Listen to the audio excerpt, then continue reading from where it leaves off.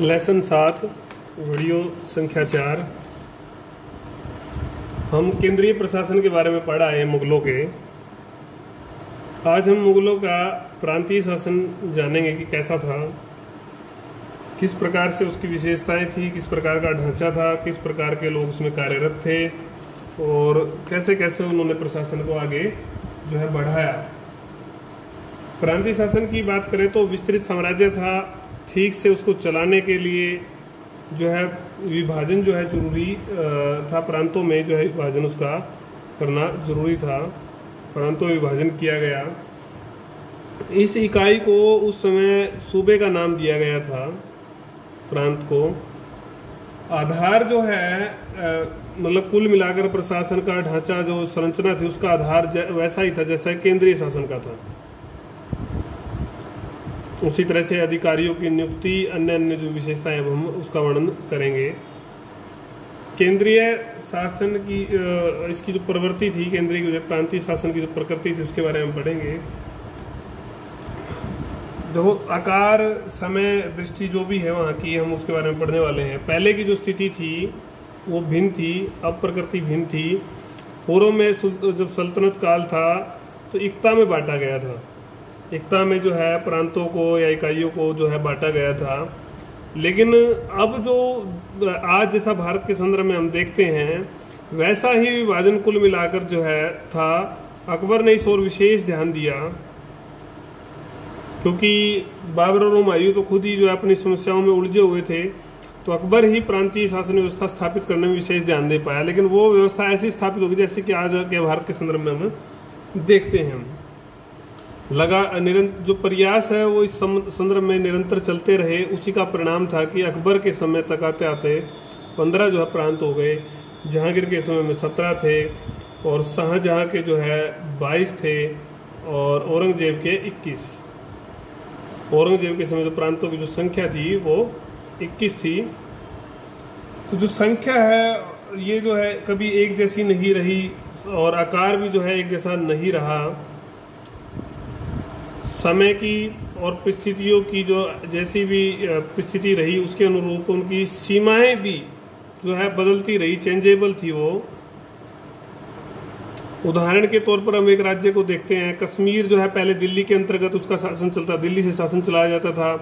बाद में फिर काबुल से चलने लगा। कुछ समय बाद जो है इसको पंजाब में सम्मिलित कर लिया गया। अगर हम अपना जो क्षेत्र है, लोकल जो क्षेत्र है, हिसार की भी अगर बात करते हैं तो हिसार का क्षेत्र कभी तो दिल्ली के अंतर्गत आ जाता था और कभी पंजाब के अंतर्गत। तो जैसे ही समय परिस्थिति वहाँ की रहती थी, राजा को, शासक को शासन करना उचित लगता तो उस हिसाब से उसका बंटवारा हो जाता था। हमने प्रकृति को पढ़ा, अब हम पढ़ेंगे अधिकारी।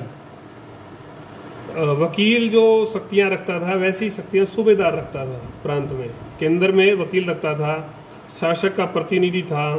इसके पास न्यायिक, प्रशासनिक सब प्रकार के जो है अधिकार थे। शक्तियों का जो प्रयोग, ये जो है अपना प्रयोग, शक्तियों का प्रयोग उसी तरह से निरंकुश रूप से करता था। शांति सुरक्षा जो है इसकी जिम्मेदारी थी राज्य में, जिसका ध्येय था। हालांकि स्वतंत्र नहीं था युद्ध और संधि के लिए, इसके लिए शासक की अनुमति उसको लेनी पड़ती थी। कई जगह इस पद को जो है नाजिम भी कहा जाता था सूबेदार की बजाय। काजी और आमील के जो मतलब फैसले होते थे उनके विरुद्ध जो अपील है वो इसको ही की जाती थी। दीवान जो है, दीवान के साथ जो आर्थिक जो राजस्व का काम था उसके लिए इकट्ठा करने में दीवान की सहायता के लिए ये बाध्य था और दीवान के ऊपर इसका जो नियंत्रण जो था वो नहीं था। और राजा जो है विशेष रूप से इस बात का ध्यान रखते थे कि कहीं ये बहुत शक्तिशाली होकर विद्रोही ना हो जाए, इसलिए इनका समय समय पर स्थानांतरण जो है तबादला भी कर दिया जाता था। अगर हम बात करें दीवान की, दीवान जो है अर्थ मतलब आर्थिक धन के मामलों का जो मुख्य जो जिसके अधिकार थे वो था आपका दीवान। इस पर नियंत्रण जो है सीधा जो है केंद्रीय दीवान का था, न कि सूबेदार का। विस्तृत जो है विवरण जो है आय व्यय का खर्चों का, लगान का हिसाब किताब जो रखना था इसने, इसका जो है कर्तव्य वो बनता था। कई बार जो है ऐसी स्थिति आ जाती थी कि दीवान में और सूबेदार में टकराव हो जाता था, तो शासक को हस्तक्षेप जो है इसमें करना पड़ता था और इसके कारण से कई बार बदली भी कर दी जाती थी शांति व्यवस्था स्थापित करने के लिए। बख्शी मीरे हमने पढ़ा था, मीरे बख्शी तो सेना से संबंधित है। शासक जो है बख्शी की अगर हम बात करें तो शासक द्वारा लगाया जाता था, लेकिन जो सलाह होती थी वो मीर बख्शी की होती है। मीर बख्शी जिसकी सलाह देता कि इसको नियुक्त कर दो और शासक उसको नियुक्त कर देते था। इसका जो मुख्य काम था सेना का संगठन, संरचना, वेतन, रिकॉर्ड, ये सब इसका काम था सेना संबंधी। शांति व्यवस्था राज्य में रहे, कोई बाहरी आक्रमण ना हो, ये भी इसका काम था। गुप्तचरों पर नियंत्रण है, ये भी इसका ध्यान में था। शासक एक विशेष बात का ध्यान रखते थे कि उपयुक्त जो 3 अधिकारी हमने पढ़े, बख्शी, दीवान और सूबेदार, कहीं इनका जो है तालमेल ना हो जाए, इसके लिए विशेष गुप्तचर या इनके ऊपर निगरानी रखी जाती थी। क्योंकि अगर ये तीनों मिल जाते तो ये पूरा राज्य जो है हथिया लेते और विद्रोही होकर स्वतंत्र हो जाते। सदर और सुदूर जैसे केंद्र में था, धार्मिक मामलों पर सलाह देने के लिए। इसका काम था दान देना, धर्म के काम करना, आचरण, नैतिक जीवन ठीक चले, इस संबंध में जो है काम ये करता था। उचित विवरण भी लिखता था ये दान देने का, लेखा जोखा रखता था पूरा। फिर काजी की बात करें हम, काजी का काम न्याय, जैसे काजी उल कुजात था केंद्र में। कई बार व्यवस्था ऐसी भी होती थी राज्यों में, क्योंकि छोटे भी राज्य थे कई, तो काजी और जो है सदर एक ही व्यक्ति होते थे। वाक्यानवीस, अभिलेख, रिकॉर्ड, जो सारा रिकॉर्ड जो लेखा जोखा है वो सारा ये रखता था। फरमान जो है शासक ने जारी किए, राज्य को भेजे, वो रखना। और जो रिपोर्ट राज्य के द्वारा तैयार कर शासक को भेजी गई, केंद्र को भेजी गई, वो रखना। और जितने भी कर्मचारी हैं उन सब की सूची भी इसके पास उपलब्ध होती थी। ये स्वतंत्र रिपोर्ट देता था ये शासक को, कोई दबाव नहीं मानता था, किसी का इसके ऊपर दबाव नहीं होता था गवर्नर का या सूबेदार का। हालांकि कुछ दोष जरूर थे, इन्होंने विदेशी मुस्लिमों को या लोगों को जो है विशेष महत्व दिया शासन में, खासकर औरंगजेब ने। सैनिक और कर तत्वों का प्रशासन में जो है सैनिक व्यवस्था विशेष रूप से, बस कर इकट्ठा किया जाए, लाभ कमाया जाए, खजाना भरा जाए, यही मुख्य इसको महत्व दिया इन्होंने। न कि ध्येय नहीं था प्रजा का हित हो, प्रजा के हित के लिए कुछ काम किए जाएं, प्रजा को कुछ संतुष्टि मिले। ऐसा नहीं होने के कारण से बहुत सारे लोग विद्रोही भी बन गए थे और कुछ राज्य भी विद्रोह कर देते, कुछ जो है जो गवर्नर थे सूबेदार भी विद्रोह कर देते। दोनों तरफ से ही विद्रोह होकर विभिन्न अधिकारियों के बीच जो तालमेल नहीं होता था उससे भी जो है नुकसान रहता था राज्य को, प्रजा को। लेकिन हम बात करें लाभ या महत्व जो है ना इस व्यवस्था का, जो उपरोक्त व्यवस्था हमने पढ़ी प्रांतीय या केंद्रीय है, इसका लाभ ज़्यादा था क्योंकि उत्तम ढंग से हम प्रशासित जो है शासन चला पाए, उसको स्थायित्व दे पाए, आपस में एक दूसरे पर इनका नियंत्रण रहा। इतना कर्मचारी लगाने के कारण से ही अधिकारी बनने, बदली कर कुछ नियंत्रण भी पाया। प्राणदंड के जो है ना नियम थे कि प्राणदंड जो है सूबेदार दे तो सकता था, लेकिन उसके लिए अनुमति जरूरी थी शासक की।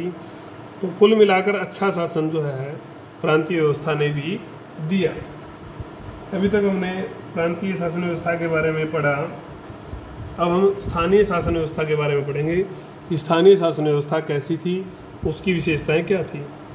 ये भी काफ़ी संतुलित थी प्रांतीय व्यवस्था की तरह। अकबर ने ही इसको आधार दिया था विशेष रूप से। सरकार जो है ना इसका मुख्य भाग था, ये जिलों की तरह जो है एक इकाई थी, जिलों में विभाजित किया गया था। अच्छा प्रशासन चलाने के लिए, नियंत्रित करने के लिए ये व्यवस्था बनाई गई थी। लेकिन कितनी सरकारें हों ये निश्चित नहीं था, क्योंकि जैसा सूबे का महत्व होगा, जैसा आकार होगा, वो संख्या उस पर निर्भर करती थी। उस हिसाब से सरकारों की संख्या निश्चित होती थी। इसका वर्णन जो है हम निम्नलिखित बिंदुओं में करेंगे, कैसे कैसे अधिकारी थे। फौजदार जैसे अभी हमने पढ़ा सूबेदार था प्रांत में, तो सरकार में जो फौजदार ही जो है ना शासक की सलाह से इसको लगाया जाता था। सूबेदार नियुक्ति करता था, हालांकि शांति, सुरक्षा और कार्य इकट्ठा करवाना जो है ना इसका ये काम था। कुल मिलाकर इसका नियंत्रण जो है रहता था सारे प्रशासन पर, जासूसों पर और न्याय पर भी। जैसे एक प्रकार से डीसी हमारे था, आज डीसी है, उसी तरह से फौजदार।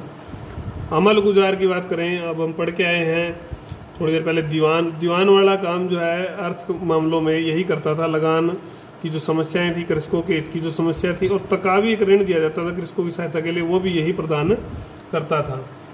वित्तची जो है अमल गुजार का एक सहायक था। रिकॉर्ड रखना जमीन का, आय का, स्रोतों का, आय के जो स्रोत थे, व्यय के जो स्रोत, सबका रिकॉर्ड रखना इसकी जिम्मेवारी थी। खजानेदार विशेष रूप से जो है लगान एकत्रित करवाना और केंद्र को भेजना, ये इसका मुख्य जो है कर्तव्य था। इसको काफ़ी प्रभावशाली व्यक्ति माना जाता था। 2 चाबी खजाने की होती थी, एक चाबी जो है अमल गुजार के पास और एक खजानेदार के पास। ये हमने पढ़ा सरकार के बारे में। परगना जैसे आज हम तहसील जैसे इकाई है, उस तरह का था। भौगोलिक आधार पर विभिन्न क्षेत्रों में वैसे जैसी आवश्यकता थी उतने उसको बांट रखा था। इसके लिए भी कई अधिकारी नियुक्त थे। शांति के लिए सिकदार था, अर्थ के लिए आमिल था, आर्थिक मामलों के लिए कानून को क्षेत्र जमीन की विशेष रूप से जानकारी रिकॉर्ड रखता था। गांव के बारे में हम पढ़ चुके हैं, पहले भी कई शासकों के पटवारी, मुकदम चौकीदार ही सारा काम देखते थे। और परंपरागत ढांचे में पंचायतें जो है काम करती थी, अपने निर्णय लेती थी। न्याय के काम भी, शिक्षा के, स्वास्थ्य के, लोकल जितने भी मामले वो पंचायत देखती थी। कुल मिलाकर जो है ना, नगर जो है इसके अभिन्न अंग थे। सूबे या राज्य की जो राजधानी होती थी, वही प्रमुख नगरों में जो है कोतवाल की नियुक्ति जो है की जाती थी, और कोतवाल हर प्रकार के नगर के काम के लिए जिम्मेदार था। अब हम बात करते हैं, ये हमारा परगना, गांव, नगर हम सब पूरे कराए हैं। अब हम मूल्यांकन करेंगे, निष्कर्ष करेंगे प्रांतीय स्थानीय शासन कैसा था। स्थानीय शासन में, प्रांतीय शासन में विभिन्न पक्षों का विवेचन हमने किया, स्टडी की। प्राचीन भी तत्व थे, नए भी थे, नया प्रयोग भी सम्मिलित किया गया। हालांकि अकबर ने विशेष रूप से मुगलों में जो है इस काम को अंजाम दिया था। जारी रहा, सुधार आता रहा ये काम, और ये आगे बढ़ता रहा। हालांकि मॉडल जो है शेरशाह ने दिया था, हमने शेरशाह सूरी के प्रशासन के सुधार पढ़े थे, सुधार कर, लेकिन इन लोगों ने भी जो है नए नए आयाम इसमें जोड़े। ऊपर से नीचे तक एक ढांचा जो है पूरा बना हुआ था संरचनात्मक। वो एक दूसरे से, जितने भी अधिकारी नियुक्त कर रखे थे, कर्मचारी नियुक्त कर रखे थे, वो एक दूसरे के स्वतंत्र भी थे और एक दूसरे के अधीन भी थे। ऐसी बढ़िया व्यवस्था थी जिसने साम्राज्य के स्थायित्व में भूमिका निभाई और साम्राज्य को विद्रोह से बचाया, और साम्राज्य इतना लंबा जो है चला। अब अगली वीडियो जो हमारी आएगी वो होगी वीडियो 5। उसमें हम पढ़ेंगे विशेष रूप से भू राजस्व प्रणाली के बारे में। अब तक हम जब हमने इस पाठ की हेडिंग पढ़ी थी तो केंद्रीय तथा प्रांतीय शासन था, और तीसरा बिंदु जो था वो था राजस्व प्रणाली। तो 2 बिंदु हम कर चुके हैं 4 वीडियोज में।